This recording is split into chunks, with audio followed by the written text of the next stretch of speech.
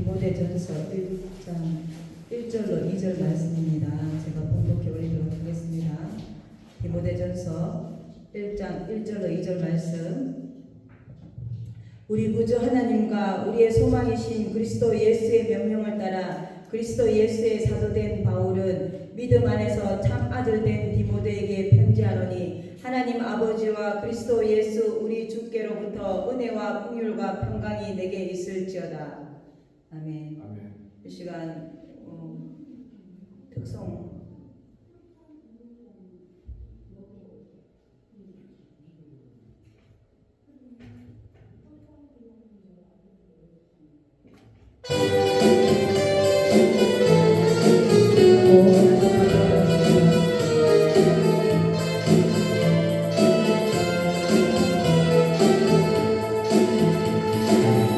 여호와 이레 채우시네 여호와 이레 부르시네 나를 여호와 이레 채우시네 여호와 이레 부르시네 내 쓰일 것을 채워주시네 영광 안에 풍성하신 주님 나를 위해 천사를 보내주셨네 여호와 이레 부르시네 나를 여호와 이레 부르시네.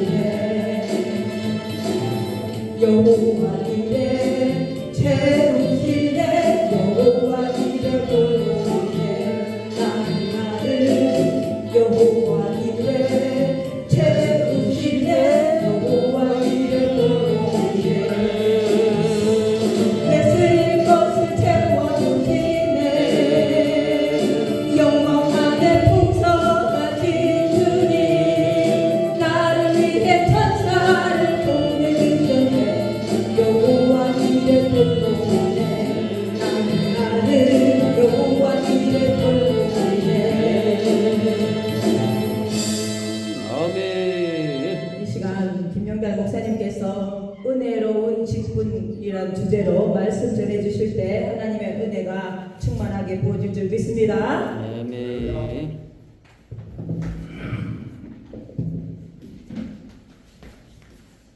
할렐루야. 아멘. 내가 참 주일인데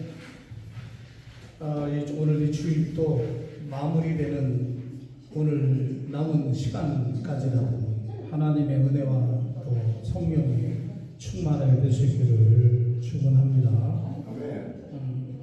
예전에는 이 주일이라는 것을 굉장히 노동으로 많이 인식이 되어 있어요. 왜 그러냐면 꼭 와야 되고 안 오면은 무엇이 큰 사고라도 날 듯이 그렇게 배웠습니다. 그래서 주일날 혹시 어떤 일이 있어서 못 나오면 차가 가다가 사고는 나지 않을까, 아니면 내가 무슨 병고가 생기지 않을까, 이러한 잘못된 감각을 갖기 때문에 주일을 의무적으로 지켰던 거예요. 즐거움과 기쁨으로 드려져 있던 것이 아니라 그냥 의무적으로 지켰던 거죠. 그러다 보니까 예배에 대한 즐거움도 없고 내가 왜 예배를 드려야 하는지에 대한 근본적인 그런 동기도 상실되다 보니까 예배를 드림으로써 받는 은혜가 지금보다도 좀 더 깊으셔야 되는데 그러지 못했다는 그 시절이었습니다. 근데 이제 신학을 하고 오랜 성경을 보고 오랜 시간이 지나면서 내가 참 너무 그 율법적이고 어떤 그런 틀에 박혔던 예배관을 배워왔다. 그것이 참 잘못됐구나라는 느꼈고요. 그래서 신학을 통해서 이 주일은 예배하는 시간은 즐거워야 된다. 여기에는 감사가 넘쳐진다.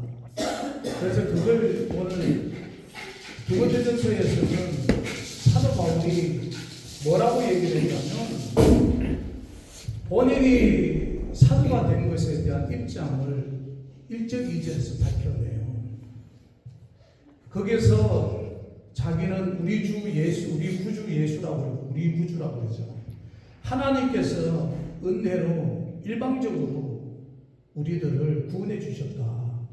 내가 갖고 있는 어떠한 지식이나 환경이나 도덕적으로나 윤리로 정말로 구약에와 같이 흠이 없이 그렇게 구원받은 것이 아니라 허물도 많고 죄도 많고 정말로 나 같은 못난 사람을 하나님께서 그저 에베소서에 있는 말씀같이 은혜로 구원해 주셨다. 그래서 우리 구주라고 합니다. 내가 구원받은 보통 주라고 한다면 주인에 대한 소속감 있잖아요. 주님은 나의 주인이다. 여러분, 내가 구원받은 것이 아니고 하나님의 은혜로 나를 구원해 주셨기 때문에 우리의 받은 이 구원은 흔들림이 없다는 것을 바울은 얘기합니다. 설상 내가 넘어지고 쓰러지고 했다 할지라도 그것이 우리들의 구원을 흔들 수가 없다. 또는 내가 아무리 부족하고 연약하다 할지라도 우리 구주로 인한 구원받은 내가 하나님의 은혜로 인하여 구원받은 나의 구원이 흔들릴 수가 없다. 어떤 경우에 이런 얘기를 많이 합니다. 지금 그렇게 살아가면 천국 못 간다. 예수를 그딴식으로 믿으면 천국 못 간다는 말을 쉽게 목회자들이 이야기합니다. 잘못된 거죠. 여러분, 우리는 예수 그리스도의 보혈로 내가 구원받았으면 우리는 하나님의 것을 인치심을 받은 것이고 그 구원은 흔들 수가 없습니다. 네. 그런데 우리는 넘어질 수도 있고 쓰러질 수도 있고 목회자가 실수할 수도 있어요. 그래서 우리는 그것을 가리켜서 마치 기다렸듯이 정죄하고 단죄하듯이 목회자에 대한 것을 폄하하고 그리고 당신은 구원받은 자가 아니다라는 참 이게 하지 말아야 될 일을 얘기를 하죠. 성경에는 그 일을 대비해서 우리가 하나님 앞에 언제든지 회개하고 돌아갈 수 길을 열어놓으셨어요. 하나님 앞에 자백하면 그분은 미쁘시기 때문에 우리의 죄를 양털보다도 눈보다도 깨끗하게 준다고 했어요. 이게 일상생활에서 짓는 우리의 실수로 연약함을 지어지는 자본죄에 대한 하나님의 회개하는 길을 열어주셨고요. 그래서 우리는 오늘도 내일도 지난주에서 오늘 이 주간에 앉을 때 한 주를 돌아보면서 부족했고 연약했던 것들을 하나님 앞에 회개하는 거예요. 네. 잘못됐습니다. 하나님 돌이켜보니 그렇습니다. 그러한 우리 하나님 우리들을 용서해 주는 거죠. 우리는 그러한 맛이 있기 때문에 교회 와서 또 예배를 드리고 네. 또 찬송을 하고 또 하나님을 찾는 거예요. 네. 그걸 바울이 우리 구주라는 걸로 얘기를 하고 또한 누구에게 소망을 두냐 하나님에게 소망을 준다고 했습니다. 네. 우리가 좌우로 돌아보면 우리가 참으로 웃고 영원한 소망을 주시는 게 없어요. 오늘 아침에 우리 예배드릴 때 시편 146편을 봤습니다. 너희는 기인들을 의지하지 말고 도울 힘이 없는 방백도 의지하지 말라고 했습니다. 아무리 선한 사람일지라도 존경받는 사람일지라도 아무리 나그네와 같이 너희가 아는 사람일지라도 특징이 있다면 그 사람들은 도울 힘이 없는 이유는 죽음 앞에는 같다는 거죠. 권세자나 돈 많은 사람이나 존경받는 사람이나 누구나 죽음 앞에는 똑같고 그 다음에 죽으면 흙으로 돌아가는 건 똑같고 사람이 죽으면 그가 하려고자 모든 생각과 사상은 사라진다고 했어요. 그래서 너희들을 도울 힘이 없는 인생이다. 그래서 누구만 의지하라고 하면 하나님만 의지하라고 그랬습니다. 바울은 이런 하나님에게 소망을 두고 사역을 해왔습니다. 그래서 바울이 그렇게 말하죠. 만약에 천국이 없다면 우리가 가야 할 천국이 없다면 얼마나 우리가 험한 인생을 살아가는 그렇습니다. 우리가 하나님에게 소망을 둔다는 것은 거기에 대한 우리의 천국에 대한 확신과 언제나 오실 주님에 대한 확신과 그분이 나와 함께 하신다 하는 것과 내가 언제 거기 가야 한다는 것에 대한 확신이 있지 않으면 오늘의 힘든 사역을 하기가 어렵습니다. 혹시나 여러분이는 저도 그렇고요. 내가 사역을 잘하고 있다고 생각해서 그렇습니까? 우리가 능력이 있어서 남보다도 뭔가 특별한 것이 있어서 내가 사역을 한다고 생각하시나요? 아니에요. 하나부터 수만 가지에 이르기까지 하나님 우리를 도우시지 않으면 안 되는 거죠. 그래서 오늘 아침에 결론으로 예배를 이렇게 적용을 했습니다. 내가 하나님에게 소망을 두고 하나님이 내게 은혜를 주시고 하나님 우리를 도우실 분으로 믿는 자일수록 나는 작아진다. 하나님은 커지고 나는 작아진다 그랬어요. 그분은 위대하고 나는 좁아진다 그랬습니다. 여러분 바울은 사역을 하면서 엄청 힘들고 어려운 사역을 했어요. 이때가 디모데전서에게 편지를 던졌냐면 바울은 로마에 가기 위해서 항상 기도했습니다. 그래서 로마에 오게 갇혀서 1차 그가 무죄로 석방을 합니다. 그리고 AD 62년, 63년, 62년경에 그가 다시 선교 활동을 합니다. 그러다 다시 잡혀 들어가서 순교합니다. 그 중간에 이 글을 썼어요. 그러면 바울은 노년에 사역이라는 것은 굉장히 연륜이 묻은 때 온갖 경험과 체험과 하나님과 영적 관계를 많이 체험한 마지막 인생, 사역의 인생의 종결점을 두고 노년의 그 무한한 경륜에 의해서 이것을 디모데에게 편지를 하는 거예요. 여러분 바울은 엄청난 어려움과 시련과 고난이 있을 때마다 그는 하나님에게 소망을 두고 일을 해왔지 자기의 지식이나 자기가 가지고 있던 어떤 학문이나 연령을 가지고 의지하지 않았다는 거예요. 바울은 그걸 지금 말씀하고 있고 마지막으로 바울은 뭐라고 얘기를 하냐면 1절에서 그렇게 얘기를 합니다. 바울이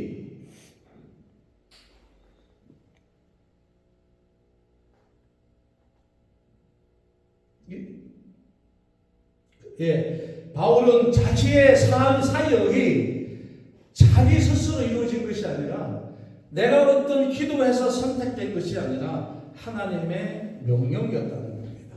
자기의 사도에 대해서 하나님의 명령이었다는 거예요. 바울은 사도행전에 가보면 하나님 바울을 택한 그리스도라고 말하고 있어요. 바울은 자기가 어떤 사도가 되고 복음을 전하고 선교하는 것이 그 일을 감당하는 자신의 직분이 사도가 내가 어떻게 내가 한번 했으면 좋겠다. 내가 인생을 마무리하기 전에 하나님의 거룩한 일에 한번 참여하는 자가 됐으면 좋겠다. 내가 목회자라는 것에 대해서 한번 주의 일을 했으면 한번 해봤으면 좋겠다 하는 식의 자기의 사도가 된 것이 아니라 자기의 의지와 관계없이 하나님의 명령이었다고 그랬습니다. 바울은 자기가 가졌던 지식을 가지고 율법적인 신학을 가지고 그는 옳은 데 쓰지 않냐고 나쁜 데 썼던 사람이에요. 예수 믿는 사람을 핍박하고 잡아가지고 그 일을 위해서 썼던 거죠. 그러던 그에게 어느 날 담메색이라는 도상에서 하나님의 부르심을 받습니다. 자기의 의지와 관계없이 강권적인 하나님의 역사에 의해서 사울은 바울이로서 즉 하나님의 선택해놓은 복음지 사역을 위해서 사도를 선택합니다. 바울은 그렇게 말합니다. 내가 사도가 된 것은 하나님의 명령이었노라. 자, 이것을 종합해서 우리가 한번 생각해 보자고요. 저와 여러분들도 오늘날 목회자가 된 것은 하나님의 명령인 줄로 믿으시기 바랍니다. 내가 공부해서 내가 신학을 들어가서 내가 무언가 주의 종이 되어서 옳은 일을 한번 해보겠다고 하는 그 중심이 나에게서 된 것이 아니라 내가 신학을 가서 공부해서 어떤 복음을 전하고 교회를 개척을 해서 한번 해봄으로써 내가 하나님 앞에 무엇인가 은혜에 보답하겠다고 하는 그 동기가 자기 중심에서가 아닌 하나님의 강권적 명령에 의해서 우리가 목회자가 된 줄로 믿으시기 바랍니다. 그래야 우리가 우리 사역 옳은 길로 가야 되는 거예요. 하나님의 부르심에 의해 된 사역자는 그 사역이 옳아야 되는 거죠. 방향이 하나님에게 있어야 되는 거죠. 사도 바울을 말했듯이 그 소망을 누구에게요? 하나님에게 두고 가는 거죠. 그리고 그 사역자는 근본적으로 가지고 있는 게 뭡니까? 그리스도에 대한 구원에 대한 확신을 가진 자들이 아니에요. 나는 어떤 경우에도 하나님의 자녀고 구원받은 구원에 대한 확신만큼은 절대적으로 내가 가지고 남에게 구원을 외쳐야 되고 내가 확신을 가지고 남에게 섬겨야 되는 거 아니에요. 바울은 우리에게 이것을 말합니다. 자, 그렇다면 우리는 하나님의 사역자로 목회자로 부름을 받아서 뭘 해야 될까? 통상적으로 디모데전서는 목회서신입니다. 목회서신이라는 것은 교인들에게 성도들에게 잘 가르치는 거예요. 이렇게 해야 된다 가르치라는 겁니다. 그런데 이것은 우리 목회자에게도 줄 수가 있는 거죠. 바울은 디모데에게 그걸 얘기합니다. 여러분요, 저희가 오늘날 우리 한국 교회라면은, 저는 교회 이러면 하나님 앞에 예배하는 것이 아닌가요? 하나님 앞에 예배하고 교회에서 양육을 받는 거죠. 저와 여러분들이 구원받은 자로서 하나님께서 어떠한 일을 하기 위해서 사도로 사역자로 불렀는지, 그리고 그 일을 함에 있어서 소망을 그리스도에게 두고 하나님에게 두고 일을 하는 자로 우리가 은혜로 직분을 받았으면 우리가 해야 되는 일 중에 가장 보편적인 게 교회잖아요.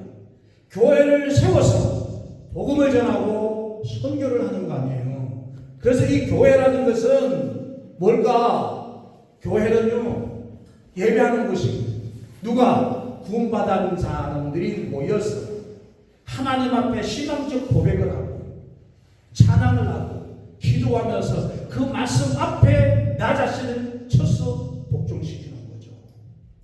저는 처음에는 교회 올 때 노동적 취지로 와서 기뻐하고 즐거워하고 참으로 행복하게 예배 드리기보다는 의무적으로 참여했는데, 이제는 여러분요, 내가 구원받은 하나님의 그 은혜를 생각하면 얼마나 감사하잖아요. 그것이 얼마나 기쁘잖아요. 사실 주라는 것은 예수 그리스도께서 보혈로 우리를 사셨으면 7일 동안 하루 24시간 365일 우리 시간이 없는 거예요. 다 주님의 날이고 주님의 시간이고 주님의 것이죠. 그런데 우리는 우리의 것으로 도둑질하잖아요. 내 것으로 쓰잖아요. 내 것이 없는 것임에도 불구하고 생명이 내 것인 것처럼 사용하고, 내 것이 하나도 없는 것임에도 불구하고 내 소유도 내 것으로 생각하잖아요. 그리고 어느 가다나 다 자기 먹고 마시고 벌고 일하는 데 쓰다가, 이 7일째 되는 날, 주님 부활한 이날 예배할 때에 우리 예배가 지쳐서 쓰러진 예배고 어디가 힘들어서 고뇌에 쌓이는 예배가 아니라 일주일 동안 하나님의 일을 내 이름을 사용하다가 이날만큼 모였으면 회개가 있고 그 감사가 있고 즐거움이 있고, 그래서 드려지는 예배는 저 감사와 기쁨이 충만한 예배가 돼요. 우리의 드려지는 예배는 그게 예배인 거예요, 교회가. 그리고 그것은 회개가 있고 기도가 있고 찬양이 있고 감사의 나의 신앙의 고백이 있고 목사님을 통해서 들린 메시지를 통해서 내가 잘못된 것을 깨닫고 어떻게 살아가야 하는지를 거기서 깨닫고 하나님 앞에 내 인격과 자신을 복종시키는 것이 예배예요. 그 훈련을 통해서 우리는 점점점 어떻게 해요? 예수를 닮아가는 겁니다. 예배를 드리면 드릴수록 우리의 생각과 인품과 모든 의식이 주님을 닮아가는 거예요. 그래서 예배를 드리면 드릴수록 은혜가 넘치는 것이고, 예배를 많이 드리는 사람일수록 믿음의 사이즈가 달라지는 것이고, 예배를 드리는 사람일수록 나가서 살아가는 모습이 달라지는 거예요. 믿음의 크기가 달라지는 거예요. 그리고 이 교회는 양육이잖아요.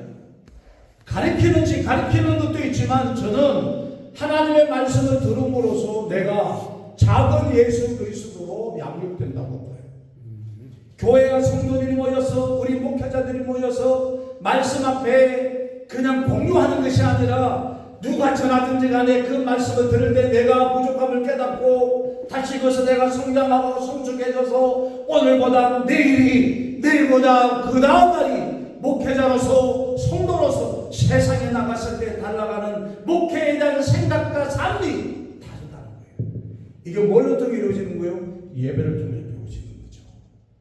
왜 그러냐? 우리는 오늘 지나고 나면 처절한 싸움으로 나갑니다. 전도해야 되지요. 선교해야 되지요. 사람들 만나서 복음을 전해야지요. 근데 요즘 복음만 전하면 됩니까? 안 되잖아요. 요즘 가서 전도한다고 됩니까? 안 되잖아요. 그래서 우리는 달라야 되는 거예요. 여기 달라질 수 있는 모처가 어디라고? 나는 교회입니다. 그 교회는 예배에 이루어집니다. 그래서 교회가 그만큼 중요한 겁니다. 요즘은 세상이 많이 달라져서 지식층들이 많아질수록 교회 예배에 대한 인식이 없어지고 있습니다. 요즘 예배에 대한 소중함도 많이 사라져가고 있습니다. 굳이 교회 가서 예배를 드려야 되나? 굳이 교회 가서 예배 드릴 이유가 뭐 있냐? 유튜브 틀어 나오고 방송 틀어 나오고 천지백간의 예배인데 굳이 이 어려운 환경에 코로나의 위험성도 가지고 교회 가서 예배 드리냐? 요딴 말을 하는 사람들 많아요. 그 요즘은 무교주의도 뭐 갑자기 늘어났습니다. 코로나 이후 어떻게 해요? 아니 뭐 유튜브 교회, 방송이 교회 안 오고 아예 방송으로 예배드리는 데 있어요. 여러분 예배에 대한 인식과 예배에 대한 가치, 예배에 대한 소중함이 점점 어떻게 해요? 사라집니다. 제가 말씀드렸잖아요. 예배를 통해서 우리의 신앙이 자라난다. 그래서 예배를 드리는 사람일수록 예배를 잘 드리는 사람하고 그렇지 않는 사람하고 믿음의 사이즈가 다릅니다. 크기가 달라요. 말이 달라요. 사고와 생각이 달라요. 예배를 잘 드리고 교회의 소중함을 가지고 예배하는 사람은 말과 행동이 달라요. 그래야 세상에 나가서 사람들한테 감동을 주죠. 그들에게 뭔가 감격을 일으키는 거죠. 아니 하나님 앞에 말씀을 드리고 예배를 소중히 여기지 않냐고 인격의 양성, 신앙의 양성을 받지 않는 사람이 나가서 무엇을 사람들한테 감동을 시킨단 말이에요. 그 예배가 얼마나 소중한지 몰라요. 오늘 디모데전서에 보면 목회서 시대라고 그랬잖아요. 오늘 우리는 하나님의 명령에 의해서 강권적인 하나님의 은혜의 역사에 의해서 저는 목회자가 됐다고 생각합니다. 여러분들도 마찬가지예요. 그럼 우리는 어떻게 해야 될까요? 다 된 자가 아니라 성장해야 되죠. 우리가 하나님 앞에 예배의 소중함을 생각하고 내 스스로 예배의 말씀에 경청하고 내 스스로 말씀을 들으면서 내가 잘못된 지식과 잘못된 사고와 관념과 생각을 바꾸고 참으로 내 말씀 속에 인격 속에 하나님 말씀을 들음으로 내를 비우고 하나님의 인격으로 형성을 해서 나가서 사랑하는 달라야지요. 세상 지도자들과는 달라야지요. 세상에 있는 어떤 가르치는 일반 학자들과는 달라야 되는 거 아니에요. 우리가 말을 내딛고 사역하고 말 한마디 한마디가 하나님의 형상, 예수의 닮은 형상으로 전해야 되는 거 아니에요. 예배를 드리면 들을수록 나는 하나님을 닮아가고 예수를 닮아가는 그 인성과 인품과 그 사명을 가지고 나가야 수많은 사람들의 감동을 받고 가리키고 교회 오는 성도 한 사람 한 사람의 천하 생명보다 귀하게 여기고 그들을 어떻게든 말씀으로 가리키고 말씀으로 양육하고 그들을 어떻게 작은 예수 그리스도의 제자로 삶아서 너희가 세상에 나가면 너 하나의 삶과 말로 통해서 너 주변에 많은 사람들이 변화가 일어나고 참된 살아계신 하나님의 역사를 보여주는 자가 되도록 가리키는 게 교회가 아닌가요? 그게 우리에게 주어진 책임인 거예요. 그게 오늘 저와 여러분들이 해야 될 사명이라는 겁니다. 바울은 이 사명을 위해서 아무리 힘들고 어려워도 그 많은 소망을 그리스도에게 뒀다 그랬습니다. 한층도 흘림이 없이. 사랑하는 우리 목사님 여러분, 말씀을 정리하겠습니다. 저는 몰랐습니다. 자라날 때는 예배 안 드리면 사고 날 것 같고 어디 가면 아플 것 같은 불안감이 많았었습니다. 예배 드릴 때는 기쁨이 없었고 어떠한 일이 있어 예배 드리지 않을 때 불안해서 살 수가 없었습니다. 신학교를 다니며 공부할 때는 그것이 사실이라고 생각했습니다. 조직신학을 배우고 성령론을 배우고 그런데 목회 현장에 오면 그게 아니라는 걸 저는 성경을 통해서 봤어요. 여러분 예배 드릴 때는 감사하셔야 됩니다. 기쁨해야 됩니다.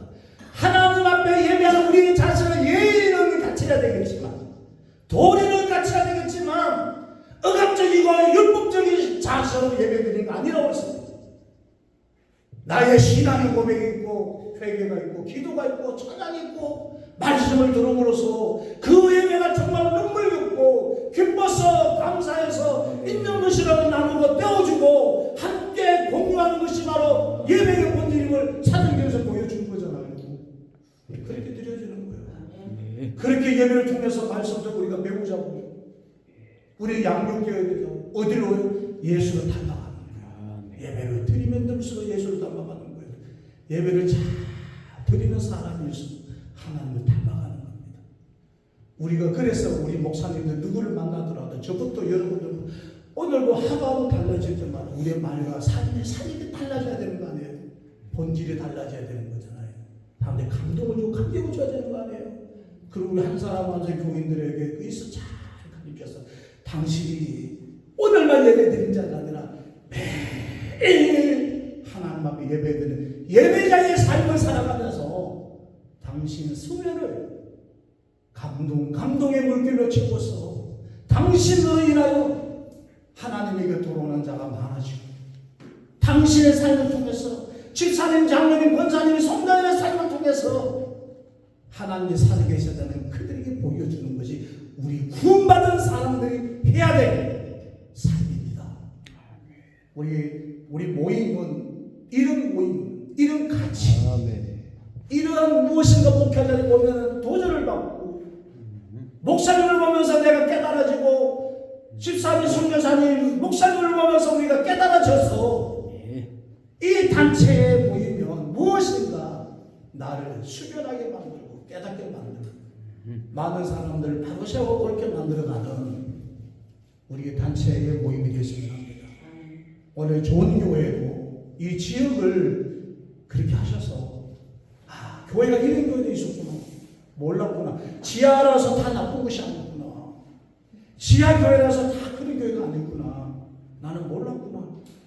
이런 교회 있다고 몰랐구나. 소문이 나는 좋은 교회 되시기 주의 이름으로 축원합니다.